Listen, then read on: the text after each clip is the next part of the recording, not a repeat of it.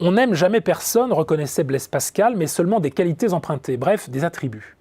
Et alors pour quelle raison aimerait-on un produit? En suivant exactement la même logique, parce que nous reconnaissons dans ce produit un agencement d'une série plus ou moins longue d'attributs qui nous plaisent. Ces attributs, le prix, le design, l'esthétique, etc., sont des éléments clés sur lesquels le marketing va exercer son pouvoir afin d'en valoriser les atouts auprès des acheteurs potentiels.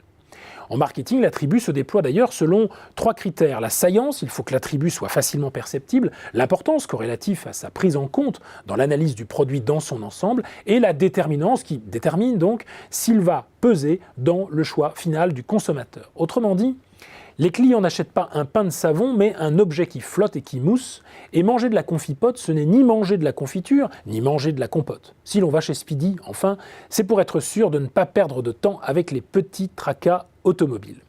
Ainsi s'exprime Benoît Heilbrun dans son réjouissant petit livre « Le marketing pour les nuls en 50 notions clés ». En partant de notions utilisées en marketing, certaines attendues, d'autres beaucoup moins, il porte un regard stimulant et parfois facétieux sur une discipline qui a transformé le management en portant la problématique du client au centre de la réflexion des entreprises et qui a au total transformé notre condition humaine en faisant de nous, volontairement ou involontairement, de simples consommateurs.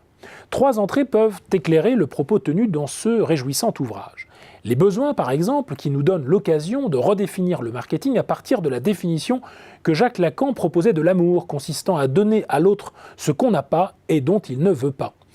Cela pour dire que le marketing est de longue date sorti de la logique du besoin et de l'usage pour s'orienter dans une toute autre direction qui est celle du désir, en tâchant, stipulait Heilbrun, d'orienter nos dépenses vers des sodas qui sont vendus de l'ordre de 4000 fois plus cher que l'eau du robinet.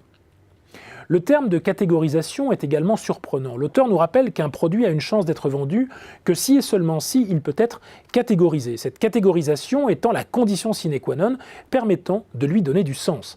Elle peut passer par la création langagière, comme chez Disney, où la procédure d'embauche est un casting, les uniformes sont des costumes et les files d'attente des zones de prédistraction.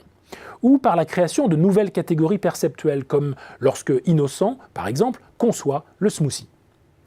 Aussi, l'auteur s'arrête sur la notion de croyance en nous rappelant que le marketing est la plaque tournante de l'industrie du croire et qu'il est un influenceur incessant des opinions de chaque consommateur.